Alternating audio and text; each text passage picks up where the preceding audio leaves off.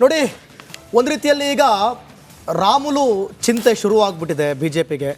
ಕಾಂಗ್ರೆಸ್ ಸೇರ್ತಾರಂತೆ ಮಾಜಿ ಸಚಿವ ಶ್ರೀರಾಮುಲು. ಆ ಹುದ್ದೆ ಕೊಟ್ಟರೆ ಮಾತ್ರ ಬರ್ತೀನಿ ಅಂತ ಬಳ್ಳಾರಿ ಬುಲ್ಲೋಡು ಈಗ ತಾಕೀತ್ ಮಾಡ್ತಾರೆ, ಡಿಮ್ಯಾಂಡ್ ಮಾಡ್ತಾ ಇದ್ದಾರೆ. ಕಮಲ ಬಿಟ್ಟು ಕೈ ಹಿಡಿತಾರ ಬಿಜೆಪಿ ನಾಯಕ ಅನ್ನುವಂಥ ಪ್ರಶ್ನೆ ಈಗ. ಮಾಜಿ ಸಚಿವ ಶ್ರೀರಾಮುಲು ಚಿತ್ತ ಕಾಂಗ್ರೆಸ್ ನಾಯಕರತ್ತ. ಕಾಂಗ್ರೆಸ್ ಮುಂದೆ ರಾಮುಲು 3 ಪ್ರಮುಖ ಬೇಡಿಕೆಗಳನ್ನು ಇಟ್ಟಿದ್ದಾರಂತೆ. ಆ ಬೇಡಿಕೆಗಳಿಗೆ ಅವರು ಸ್ಪಂದಿಸಿದ್ರೆ ಮಾತ್ರ ನಾನು ಇರ್ತೀನಿ, ಕಾಂಗ್ರೆಸ್ ಸೇರಲು ಪಕ್ಕ ಅನ್ನುವಂಥ ಯೋಚನೆಗಳನ್ನು ಮಾಡಿದ್ದಾರಂತೆ. ಇದು ಒಂದು ರೀತಿಯಲ್ಲಿ ಬಿಜೆಪಿಗೆ ಈಗ ಟೆನ್ಷನ್ ಶುರುವಾಗಿದೆ. ಬಹಳ ಪ್ರಮುಖವಾಗಿ ವಿಧಾನಸಭೆ ಚುನಾವಣೆ ಸಂದರ್ಭದಲ್ಲಿ ಒಂದು ಪ್ರತ್ಯೇಕವಾದ ಪಕ್ಷವನ್ನು ಕಟ್ಟಿಕೊಂಡು ಯಾವ ರೀತಿ ಅವರು ಪ್ಲಾನ್ ಮಾಡಿದ್ರು ಅನ್ನುವಂಥದ್ದು ಕೂಡ ನಿಮಗೆ ಗೊತ್ತಿದೆ.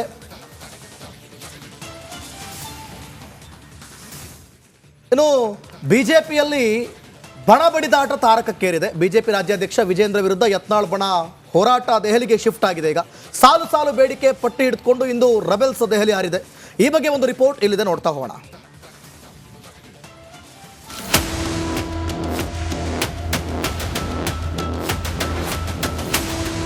ಅಸಮಾಧಾನ, ಬಂಡಾಯ, ಕೇಸರಿ ಕೋಟೆಯಲ್ಲಿ ಬಣ ಬಡಿದಾಟದ ಕಿಚ್ಚು ಧಗಿಸುತ್ತಿದೆ. ವಿಜೇಂದ್ರ ವಿರುದ್ಧ ಯತ್ನಾಳ್ ಬಣ ಸಮರದ ಕಹಳೆ ಮೊಳಗಿಸುತ್ತಿದೆ. ಬಿಜೆಪಿ ಹೆಡ್ ಆಫೀಸ್ ದೆಹಲಿ ಅಂಗಳಕ್ಕೆ ರಾಜ್ಯಾಧ್ಯಕ್ಷ ಕಾದಾಟ ಶಿಫ್ಟ್ ಆಗಿದೆ. ಹೀಗಾಗಿ ಇಂದು ದೆಹಲಿಗೆ ರೆಬಲ್ಸ್ ಟೀಮ್ ದೆಹಲಿಗೆ ಹಾರಲಿದೆ.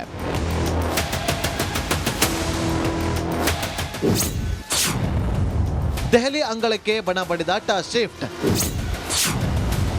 ಯತ್ನಾಳ್ ಬಣದಿಂದ ದೆಹಲಿ ದಂಡಯಾತ್ರೆ. ಬಿಜೆಪಿ ರಾಜ್ಯಾಧ್ಯಕ್ಷ ವಿಜೇಂದ್ರ ವಿರುದ್ಧ ಇಂದು ರೆಬಲ್ಸ್ ನಾಯಕರು ದೆಹಲಿ ದಂಡಯಾತ್ರೆ ಹೊರಟಿದ್ದಾರೆ. ಹೀಗಾಗಿ ರಾಜ್ಯಾಧ್ಯಕ್ಷ ಸ್ಥಾನದ ಎಲೆಕ್ಷನ್ ನಿರ್ಣಾಯಕ ಹಂತಕ್ಕೆ ಬಂದು ನಿಂತಿದೆ. ತಟಸ್ಥರ ಮಧ್ಯಸ್ಥಿಕೆಯಲ್ಲಿ ಹೈಕಮಾಂಡ್ ನಾಯಕರು ಹಾಗೂ ರೆಬಲ್ಸ್ ಭೇಟಿಗೆ ಮುಹೂರ್ತ ಫಿಕ್ಸ್ ಆಗಿದೆ. ಹೈಕಮಾಂಡ್ ಮುಂದೆ ರೆಬಲ್ಸ್ ಬೇಡಿಕೆ ಏನು? ಹೈಕಮಾಂಡ್ ಮುಂದೆ ಹಾಲಿ ರಾಜ್ಯಾಧ್ಯಕ್ಷ ವಿಜೇಂದ್ರ ಅವರ ಬದಲಾವಣೆ ಆಗಲೇಬೇಕು. ರಾಜ್ಯಾಧ್ಯಕ್ಷ ಸ್ಥಾನಕ್ಕೆ ವೋಟಿಂಗ್ ಮೂಲಕವೇ ಆಯ್ಕೆ ನಡೆಸಬೇಕು ಅಂತ ಡಿಮ್ಯಾಂಡ್ ಇಡಲು ನಿರ್ಧಾರ ಮಾಡಲಾಗಿದೆ. ಈ ವೇಳೆ ಜಿಲ್ಲಾಧ್ಯಕ್ಷರ ನೇಮಕ ರದ್ದು ಮಾಡಿ ಮರುಪರಿಶೀಲನೆಗೆ ಒತ್ತಾಯ ಮಾಡುವ ಸಾಧ್ಯತೆ ಇದೆ. ಇಂದು ಶಾಸಕ ರಮೇಶ್ ಜಾರಕಿಹೊಳಿ, ಬಸನಗೌಡ ಪಾಟೀಲ್ ಯತ್ನಾಳ್, ಬಿಪಿ ಹರೀಶ್, ಮಾಜಿ ಶಾಸಕ ಕುಮಾರ್ ಬಂಗಾರಪ್ಪ, ಅರವಿಂದ್ ಲಿಂಬಾವಳಿ ದೆಹಲಿಗೆ ಭೇಟಿ ಕೊಡಲಿದ್ದಾರೆ. ಒಟ್ಟಾರೆ ಭಿನ್ನರ ತಂಡದ ವಿಜೇಂದ್ರ ಹಠಾವೋ ವಾರ್ ಸಕ್ಸಸ್ ಫೇಲ್ಯೂರ ಅನ್ನೋದು ಕಾದು ನೋಡಬೇಕಿದೆ. Suresh, political bureau, Republic Kannada. Suresh, ನನಗೆ ನೀವು ಯಾವ ಪಾಯಿಂಟ್ ಕೊಡ್ತೀರಿ ಗೊತ್ತಿಲ್ಲ. ನನಗೆ ಈ ರೆಬೆಲ್ಸ್ಗಳ ಬಡಿದಾಟ ಅದಕ್ಕಿಂತ ಹೆಚ್ಚಾಗಿ ನನಗೆ ಇಂಟ್ರೆಸ್ಟ್ ಇರೋದು ರಾಮುಲು ಕಾಂಗ್ರೆಸ್ಗೆ ಬರ್ತಾರಂತೆ, ಕಾಂಗ್ರೆಸ್ಗೆ ಬಂದರೆ ಏನು ಕೊಡ್ತಾರೆ ಅಂತ. ಅಂದರೆ ಅವ್ರಿಗೆ ಕೆಲವು ಡಿಮಾಂಡ್ ಇಟ್ಟಿದ್ದಾರೆ ಅಂತೇಳಿ. ಇದು ಚಾನ್ಸ್ ಇದೆಯಾ? ಮತ್ತೊಂದು ಕಡೆ ಅವರನ್ನು BJP ರಾಜ್ಯಾಧ್ಯಕ್ಷ ಸ್ಥಾನದ ಅಭ್ಯರ್ಥಿಯನ್ನಾಗಿ ಮಾಡ್ತೀವಿ ಅಂತೇಳಿ ರೆಬಲ್ಸ್ ಪಡೆ ಕೂಡ ಹೇಳಿದೆ. ನಿಮಗೇನು ಅನಿಸುತ್ತೆ, ಈ ಪ್ರಾಬ್ಲಮ್ಗೆ ಸೊಲ್ಯೂಷನ್ ಕೊಡುತ್ತಾ BJP, ಅಥವಾ ಚಲೋ ಗೋಡಾ ಹೇ ಮೈದಾನ ಹೇ ಕೇಲೋ ಬಾದ್ ಮೇ ದೇಖೆಂಗೆ, ಹೆಂಗೆ ನಡೆಯುತ್ತೆ? ಒಂದು ಕಡೆಗೆ ಇವರೇ ಹೋಗೋದಕ್ಕೆ ಒಂದು ಕಾಲು ಹೊರ ಇಟ್ಟಿರ್ತಕ್ಕಂಥದ್ದು. ಹೀಗಾಗಿನೇ ಸ್ವತಃ ಉಸ್ತುವಾರಿ ರಾಧಾಮೋಹನ್ ದಾಸ್ ಅಗರ್ವಾಲ್ ವಿರುದ್ಧವೇ ಕಿಡಿಕಾರಿರ್ತಕ್ಕಂಥದ್ದು. ಇನ್ನು ಇದೆಲ್ಲವೂ ಒಂದು ಕಡೆ ಆದರೆ ಹೈಕಮಾಂಡ್ ಕೂಡ ರಾಮುಲು ಅವ್ರನ್ನ ಸದ್ಯಕ್ಕೆ ಬಿಟ್ಕೊಡೋಂಥ ಪರಿಸ್ಥಿತಿ ಇಲ್ಲ. ಜೊತೆಗೆ ರಾಮುಲು ಅವ್ರಿಗೂ ಕೂಡ ಸದ್ಯಕ್ಕೆ BJPಯಲ್ಲಿ ಯಾವುದೇ ಹುದ್ದೆಯನ್ನು ಕೂಡ ಕೊಡದೆ ಅವ್ರನ್ನ ಒಂದಷ್ಟು ವಿಶ್ವಾಸಕ್ಕೆ ತೆಗೆದುಕೊಳ್ಳುವಂಥ ಪ್ರಯತ್ನ ಮಾಡುವಂಥದ್ದಕ್ಕೆ ಮುಂದಾಗುವಂಥ ಸಾಧ್ಯತೆಗಳು ಹೆಚ್ಚಾಗಿರ್ತಕ್ಕಂಥದ್ದು. ಹಾಗೆ ನೋಡೋದಾದರೆ ಶ್ರೀರಾಮುಲು ಅವ್ರಿಗೆ ಕಾಂಗ್ರೆಸ್ನಲ್ಲಿ ಅಲ್ಲಿ ಸ್ಥಳೀಯವಾಗಿ ಕೂಡ ಒಂದಷ್ಟು ವಿರೋಧನೇ ಇರತಕ್ಕಂಥದ್ದು. ಆ ಕಡೆ ನೋಡಿದ್ರೆ ನಾರಾ ಭರತ್ ರೆಡ್ಡಿ ಬಳ್ಳಾರಿ ಟೌನ್ MLA ಅವರು ಕೂಡ ವಿರೋಧ, ಮತ್ತೊಂದು ಕಡೆ ಕಂಪ್ಲಿ ಶಾಸಕರು ಗಣೇಶ್ ಇದ್ದಾರೆ, ಅವರು ಕೂಡ ವಿರೋಧ. ಇದೆಲ್ಲರೂ ವಿರೋಧದ ಮಧ್ಯೆ ಅಷ್ಟು ಸುಲಭವಾಗಿ ರಾಮುಲು ಅವ್ರನ್ನ ಆ ಕೋಟೆ ಒಳಗಡೆಗೆ ಕಾಂಗ್ರೆಸ್ನ ಈ ಕೋಟೆ ಆಗಿರ್ತಕ್ಕಂಥ 11 ಕ್ಷೇತ್ರಗಳೆಲ್ಲ ಪೈಕಿ ಸುಮಾರು 9 ಕ್ಷೇತ್ರಗಳು 9 ಕ್ಷೇತ್ರಗಳು ಕಾಂಗ್ರೆಸ್ ಪಾಲಾಗಿರ್ತಕ್ಕಂಥದ್ದು. ಸೊ ಅಲ್ಲಿ ರಾಮುಲು ಅವ್ರಿಗೆ ಎಂಟ್ರಿ ಅಷ್ಟು ಸುಲಭ ಇಲ್ಲ. ಹಾಗಾಗಿ ಬಹುಶಃ ಕಾಂಗ್ರೆಸ್ಗೆ ಸೇರುವಂಥ ಸಾಧ್ಯತೆಗಳು ಕಡಿಮೆ ಇರಬೇಕು. ಯಾಕೆಂತಂದರೆ ಸದ್ಯಕ್ಕೆ ಈಗ ಕಾಂಗ್ರೆಸ್ನಲ್ಲಿ ಇವರೇ ಒಂದಷ್ಟು ಆಫರ್ಗಳು ಸೃಷ್ಟಿ ಮಾಡಿಕೊಂಡು ಹೋಗುವಂಥ ಸಾಧ್ಯತೆಗಳಿದೆ. ಬಿಟ್ಟರೆ ಇವರ ಡಿಮ್ಯಾಂಡ್ಗಳಿಗೆ ಕಾಂಗ್ರೆಸ್ ಓಕೆ ಮಾಡುವಂಥ ಸಾಧ್ಯತೆ ಇಲ್ಲ. ಕೂಡ್ಲಿಗಿ ಕ್ಷೇತ್ರದಿಂದ ಟಿಕೆಟನ್ನು ಕೇಳಿದ್ದಾರೆ, ಆದರೆ ಕೂಡ್ಲಿಗಿ ಕ್ಷೇತ್ರದಿಂದ ಟಿಕೆಟ್ ಕೊಡೋದು ಕೂಡ ಅಷ್ಟು ಸುಲಭ ಇಲ್ಲ. ಅಲ್ಲಿ NT ಶ್ರೀನಿವಾಸ್ ಅಂತೇಳಿ ಅಲ್ಲಿ ಶಾಸಕರು ಕೂಡ ಇದ್ದಾರೆ. ಆ ಜೊತೆಗೆ ಇವರ ಡಿಮ್ಯಾಂಡ್ಗಳು ಈ ಕೂಡಲೇ MLC ಮಾಡಬೇಕು, MLC ಜೊತೆಗೆ ಮುಂದೆ ಮತ್ತೆ ಟಿಕೆಟ್ ಕೊಡಬೇಕು, ಟಿಕೆಟ್ ಕೊಟ್ಟ ನಂತರ ಮತ್ತೆ ಮಂತ್ರಿ ಮಾಡಬೇಕು. ಈ ಥರದ ಡಿಮ್ಯಾಂಡ್ಗಳು ಇಂತಹ ಅನಿವಾರ್ಯತೆ ಸದ್ಯ ಕಾಂಗ್ರೆಸ್ಗೆ ಇಲ್ಲ. ಇವ್ರನ್ನ ಇಷ್ಟೆಲ್ಲ ಡಿಮ್ಯಾಂಡ್ಗಳನ್ನು ಇವರೆಲ್ಲ ಬೇಡಿಕೆಗಳನ್ನ ಹೋಗೊಟ್ಟು ಅವ್ರನ್ನ ಕರ್ಕೊಳ್ಳೋಂಥ ಅನಿವಾರ್ಯತೆ ಸದ್ಯಕ್ಕೆ ಕಾಂಗ್ರೆಸ್ಗೆ ಕಾಣ್ತಾ ಇಲ್ಲ. ಸದ್ಯ ಅವ್ರಿಗೆ ಕಾಂಗ್ರೆಸ್ಗೆ ಬಿಟ್ಟು ಅಂದರೆ BJPಯಲ್ಲೇ ಉಳಿಯುವಂಥ ಸಾಧ್ಯತೆಗಳಿರ್ತಕ್ಕಂಥದ್ದು. BJPಯಲ್ಲಿ ಒಂದು ರೀತಿಯಲ್ಲಿ ತಟಸ್ಥವಾಗಿರಬೇಕಾದಂಥ ಪರಿಸ್ಥಿತಿ ರಾಮುಲುಗೆ ಎದುರಾಗಿರ್ತಕ್ಕಂಥದ್ದು. ಇದೆಲ್ಲವೂ ಕೂಡ ಹೈಕಮಾಂಡ್ ಗಮನಕ್ಕೆ ಸದ್ಯಕ್ಕೆ ಇರತಕ್ಕಂಥದ್ದು. ಆದರೆ ಹೈಕಮಾಂಡ್ ಮಾತ್ರ ಅವ್ರನ್ನ ರಾಮುಲು ಅವ್ರಿಗೆ ಸದ್ಯಕ್ಕೆ ಯಾವುದೋ ಆಫರ್ ಕೊಡದೆ ಬಿ ಜೆ ಪಿಯಲ್ಲಿ ಇರಿಸಿಕೊಳ್ಳೋದಕ್ಕೆ ಏನು ಬೇಕೋ ಅಷ್ಟು ವಿಶ್ವಾಸಕ್ಕೆ ತೆಗೆದುಕೊಳ್ಳುವಂಥ ಪ್ರಯತ್ನಗಳನ್ನು ಮಾಡ್ಬೋದು ಅಂತ ನಮಗಿರುವಂಥ ಮಾಹಿತಿ. ಜಯಪ್ರಕಾಶ್ ನೋಡೋಣ ಏನಾಗುತ್ತೆ ಅಂತೇಳಿ.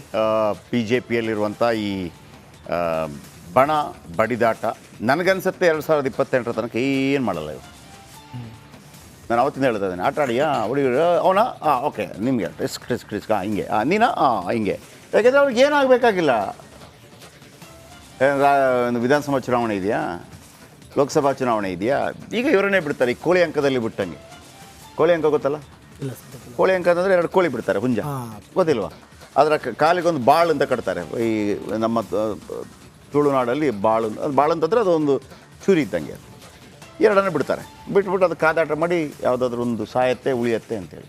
ಸೊ ಅದಕ್ಕೆ ಉಳಿದೋದಕ್ಕೆ ಇಲ್ಲಿಗೆ ಕಿವಿಯಲ್ಲೆಲ್ಲ ಹಾಕ್ತಾರೆ. ಆಯಿತು, ಅದಕ್ಕೆ ಭಾಳ ಸ್ಪೆಷಲ್ ಮರ್ಯಾದೆಲ್ಲ ಇರುತ್ತೆ. ಹೇಗೆ ಇದಿರುತ್ತೆ ಹಾಗೇನೆ ಹೀಗೆ ಬಡ್ದಾಡಕ್ಕೆ ಬಿಡ್ತಾರೆ ನನ್ನ ಪ್ರಕಾರ. ಯಾಕಂದರೆ ಒಂದು ಅನಿವಾರ್ಯತೆ ಸೃಷ್ಟಿಯಾಗಿದೆ ಬಿ ಜೆ ಪಿಯಲ್ಲಿ. ಇಬ್ಬರು ಪ್ರಮುಖ ನಾಯಕರು ನೇಪಥ್ಯಕ್ಕೆ ಹೋಗ್ಬಿಟ್ಟಿದ್ದಾರೆ.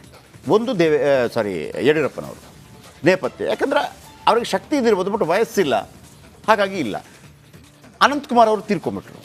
ಇವತ್ತು ಅನಂತಕುಮಾರ್ ಇದ್ದಿದ್ರೆ ಬಿ ಜೆ ಪಿಯ ಕದರೇ ಬೇರೆ. ವಿಧಿಲಿಖಿತ ಅಂತಾರಲ್ಲ, ಇಲ್ಲವೇ ಇಲ್ಲ ಅಂತ ನಿಮಗೆ ಅನಾಯಾಸವಾಗಿ ಬಂದುಬಿಡ್ತಾ ಇತ್ತು ಅಂತ, ಅನಾಯಾಸವಾಗಿ. ಆಮೇಲೆ ವಿಜೇಂದ್ರ ಅವರನ್ನು ನಂಬದ ವಿಧಿ ಇಲ್ಲ ಬಿ ಜೆ ಪಿಗೆ. ಯಾಕೆಂತಂದರೆ ದೊಡ್ಡ ಬ್ಯಾಕಪ್ ಇರೋದು ಯಡಿಯೂರಪ್ಪನವ್ರದ್ದು. ಅದು ಹೆಂಗೆ ಹೇಳ್ತೀರಿ ಅಂತಂದರೆ, ಕಳೆದ ಚುನಾವಣೆಯಲ್ಲಿ ಅದು ಕಂಡು ಬಂದಿದೆ. 45 ಜನರಿಗೆ, ಸಾಧಾರಣವಾಗಿ 45 ಜನರಿಗೆ ಟಿಕೆಟ್ ಕೊಡ್ತಾರೆ ಬಿ ಜೆ ಪಿ, ಲಿಂಗಾಯತರಿಗೆ. ಕಾಂಗ್ರೆಸ್ಸು 45 ಜನರಿಗೆ ಕೊಡುತ್ತೆ. 2018ರಲ್ಲಿ 45 ಜನರು ಕೊಟ್ಟಿತ್ತು ಬಿ ಜೆ ಪಿ, 37 ಜನ ಗೆದ್ದರು. ಕಾಂಗ್ರೆಸ್ಸಲ್ಲಿ 15 ಜನ ಗೆದ್ದರು. ಈ ಬಾರಿ ಅಷ್ಟೇ ಟಿಕೆಟ್ ಕೊಟ್ಟಿತ್ತು, ಯಡಿಯೂರಪ್ಪನವರನ್ನು ಇಳಿಸಿತ್ತು. 35 ಜನ ಕಾಂಗ್ರೆಸ್ಸಲ್ಲಿ ಗೆದ್ದರು ಲಿಂಗಾಯತರು, ಇದರಲ್ಲಿ 15 ಜನ. ಅರ್ಥ ಆಯ್ತಲ್ಲ ನಿಮಗೆ? ಅದು ಭಯ ಆಗ್ಬಿಡ್ತು. ಯಾಕಂದರೆ ಬೇಸೆ ಅದು. ಆಯಿತಾ? ಈಗ ಇವರೆಲ್ಲ ಮಾತಾಡ್ತಿದ್ದಾರೆ, ಇಲ್ಲ ಅಂತಲ್ಲ, ನಾವೆಲ್ಲ ಪಕ್ಷ ಕಟ್ಟಿದ್ದೀವಿ, ಮತ್ತೊಂದು ಕಟ್ಟಿದ್ದೀವಿ, ಅದನ್ನು ತಪ್ಪು ಅಂತ ನಾನು ಹೇಳ್ತಾ ಇಲ್ಲ. ಈಗ ಬಸವನಗೌಡ ಪಾಟೀಲ್ ಯತ್ನಾಳ್ ಅವ್ರಿಗೂ ಮತ್ತೊಂದಕ್ಕೂ ಅಂತೇಳಿ, ಒಂದು ವೇಳೆ ಬಸವನಗೌಡ ಪಾಟೀಲ್ ಯತ್ನಾಳ್ ಅವರ ಶಕ್ತಿ ಪ್ರದರ್ಶನ ಮಾಡಬೇಕು ಅಂತ ಅಂತಿದ್ರೆ ಸರ್ಕಾರ ಒಂದು ಬಿ ಜೆ ಪಿ ಹೈಕಮಾಂಡ್ ಅವ್ರಿಗೆ ಒಂದು ಟಾಸ್ಕ್ ಕೊಡಬೇಕು. ನೋಡಪ್ಪ ಗೆಲ್ಲಿಸ್ಕೊಂಡು ಬಾ ಅಂತೇಳಿ. ಇವರು ಹೇಳೋದು ನಿಮಗೆ ಗೆಲ್ಲಿಸ್ಕೊಂಡು ಬರೋಕ್ಕಾಗೋದಿಲ್ಲ ಅಂತ. ಇವರು ಇಲ್ಲ, ನಮಗೆ ಅಧಿಕಾರ ಕೊಡಿ ಗೆಲ್ಲಿಸ್ಕೊಂಡು ಬರ್ತೀವಿ. ಆಮೇಲೆ ಎಷ್ಟಾದರೂ ಕೂಡ ಅಧಿಕಾರದಿಂದ ನೀವು ರಾಜ್ಯಾಧ್ಯಕ್ಷ ಆದ ತಕ್ಷಣ ಗೆಲ್ಲಿಸ್ಕೊಂಡು ಬರೋಕ್ಕಾಗೋದಿಲ್ಲ. ಇದೇ KPCC ಅಧ್ಯಕ್ಷರಾಗಿದ್ರಪ್ಪ ಯಾರು, ದಿನೇಶ್ ಗುಂಡೂರಾವ್. ನಿಮಗೆ ಅನಿಸ್ತಾ ಆಯ್ತಾ ಒಬ್ಬರು ಅಧ್ಯಕ್ಷ ಇದ್ದಾರೆ ಕಾಂಗ್ರೆಸ್ಗೆ ಅಂತ? ಇಲ್ಲ, ಅವ್ರು ಲಾಸ್ಟ್ಗೆ ಅಕ್ಷರಶಃ ಅವರ ಚೇಂಬರ್ಗೆ ಬೀಗ ಹಾಕಿಬಿಟ್ಟು ನನ್ನಿಂದ ಆಗಲ್ಲ ಅಂತ ಕೊಟ್ಬಿಡ್ತಾರೆ. ಆಗ ಒಂದು ಟೈಗರ್ ಎಂಟ್ರಿ ಆಗುತ್ತೆ. The name is D K Shivakumar. ಹೆಂಗೆ ಚೇಂಜ್ ಆಗಿಬಿಡ್ತು? ಹೌದು. ಈಗ ಕೇಂದ್ರ ಬಿ ಜೆ ಪಿಗೆ ಬನ್ನಿ. 2009ರಲ್ಲಿ 7 ಕೋಟಿ ಅವ್ರಿಗೆ ಬಿದ್ದಿರುವಂಥ ಪ್ರಾಪ್ತವಾಗಿರುವಂಥ ಮತಗಳು ಎಷ್ಟು? 7 ಕೋಟಿ. ಕಾಂಗ್ರೆಸ್ಗೆ ಬಿದ್ದಿರುವಂಥ ಮತಗಳೆಷ್ಟು? 10 ಕೋಟಿ. 2009ರಲ್ಲಿ ನಾನು ಹೇಳ್ತಿರೋದು. ಏನೋ ಬಹುಮತ 26. 2014ರ ಚುನಾವಣೆ ಬಂತು. ಅಡ್ವಾಣಿ ಏನು 90sಲ್ಲಿ ಹುಲಿ ಅಡ್ವಾಣಿ ಅವರು ಒಂಥರ ನೇಪಥ್ಯಕ್ಕೆ ಸರಿದಂಗೆ ಆಗಿಬಿಡ್ತು. ಏನು ಬರೋದೇ ಇಲ್ಲಪ್ಪ ಅಂತ. 14ಕ್ಕೆ ಒಂದು ಹೊಸ ಮುಖ ಬರುತ್ತೆ, ಟೈಗರ್. ಯಾರು? ನರೇಂದ್ರ ಮೋದಿ. 7 ಕೋಟಿ ಇದ್ದ ವೋಟ್ ಎಷ್ಟಾಯ್ತು ಗೊತ್ತಾ? 17 ಕೋಟಿ. ಕಾಂಗ್ರೆಸ್ ಎಷ್ಟು? 17 ಕೋಟಿಯಲ್ಲಿದೆ. ವಾಪಸ್ 2019ರಲ್ಲಿ ಚುನಾವಣೆ ಆಯಿತು. ಸೇಮ್ ಟೈಗರ್ ಯಾರು? ನರೇಂದ್ರ ಮೋದಿ. ಆ ಕಡೆಯಿಂದ ರಾಹುಲ್ ಗಾಂಧಿ ಸಮಥಿಂಗ್. ಕಾಂಗ್ರೆಸ್ಗೆ ಅದೇ 10 ಕೋಟಿ. ಇದು ಬೇಕಿದ್ರೆ ನಿಮ್ಮ ಗೂಗಲಲ್ಲಿದೆ, 10 ಕೋಟಿ. ಹೌದು. 9ರಿಂದ ಶುರುವಾಗಿದೆ. 14ಕ್ಕೆ 10 ಕೋಟಿ, 19ಕ್ಕೆ 10 ಕೋಟಿ. ಇವ್ರದ್ದೆಷ್ಟಾಯ್ತು ಗೊತ್ತಾ? 21 ಕೋಟಿ. 4 ಕೋಟಿ ಎಕ್ಸ್ಟ್ರಾ ಆಗಿದೆ. 4 ಕೋಟಿ ಎಕ್ಸ್ಟ್ರಾ. ಬನ್ನಿ ವಾಪಸ್ 2024 ಸೇಮ್ ಬಿ ಜೆ ಪಿಯಿಂದ ಟೈಗರ್ ಯಾರು? ನರೇಂದ್ರ ಮೋದಿ. ಆ ಕಡೆಯಿಂದ ರಾಹುಲ್ ಗಾಂಧಿ ಸಮಥಿಂಗ್. ಕಾಂಗ್ರೆಸ್ ಇಷ್ಟೆಲ್ಲ ಎಲ್ಲ ಜೊತೆಗೂಡಿ ಎಲ್ಲ ಇಂಡಿ ಮೈತ್ರಿ ಕೂಡ ಎಲ್ಲ ಮಾಡ್ತಲ್ಲ. ಎಷ್ಟು ಜಾಸ್ತಿ ಆಯಿತು ಕಾಂಗ್ರೆಸ್ದು? 1 ಕೋಟಿ ಜಾಸ್ತಿ ಆಯಿತು. 11 ಕೋಟಿ. ಬಿ ಜೆ ಪಿ ಎಷ್ಟು ಗೊತ್ತಾ? 24 ಕೋಟಿ. ಅಂದರೆ ಅದೇ ಜಾಗ, ಅದೇ ಎಲ್ ಕೆ ಅಡ್ವಾಣಿ ಅವರು 90ರ ದಶಕದಲ್ಲಿ ಅದೇ 2ರಿಂದ ಬಿ ಜೆ ಪಿಯನ್ನು 85ಕ್ಕೆ ತನಕ ತಗೊಂಡು ಹೋಗ್ತಾರೆ. ಅಂದರೆ ಆಯಾ ಕಾಲಘಟ್ಟಕ್ಕೆ ಒಂದು ಹೊಸ ಎಂಟ್ರಿಗಳಾಗ್ತಾ ಇರಬೇಕಾಗತ್ತೆ ಅಂತೇಳಿ. ಬಿ ಜೆ ಪಿಯಲ್ಲಿ ಕೂಡ ಅದೇ ಪ್ರಾಬ್ಲಮ್ ಇರೋದು. ಯಾರು ಬರ್ತಾರೆ, ಯಾರು ಹೊಸ ಎಂಟ್ರಿ ಕೊಡ್ತಾರೆ ಅನ್ನುವಂಥದ್ದು ಅದು ಇವ್ರಿಗೂ ಗೊತ್ತಿದೆ, ಯಾರಿಗೆ, ಬಿ ಜೆ ಪಿ ಹೈಕಮಾಂಡ್ಗೆ. ಈಗ ಯಾರನ್ನು ತಂದರೂ ಕೂಡ ಅಷ್ಟೇ. ಯಾಕಂದರೆ ಮೂರು ಪ್ರಯೋಗ ಮಾಡಿದರು. ಯಾರು ಡಿ ಸಿ ಎಮ್ಮನ್ನು ಮಾಡಿಬಿಟ್ಟು, ಯಾರನ್ನ ಗೋವಿಂದ ಕಾರಜೋಳ ಅವರನ್ನು ಡಿ ಸಿ ಎಮ್ ಮಾಡಿದರು. Is from Dalit. ಆದರೆ ನೋಡೋಣ, ಅಶ್ವಥ್ ನಾರಾಯಣ ಅವರನ್ನು ಡಿ ಸಿ ಎಮ್ ಮಾಡಿದರು, ಒಕ್ಕಲಿಗ.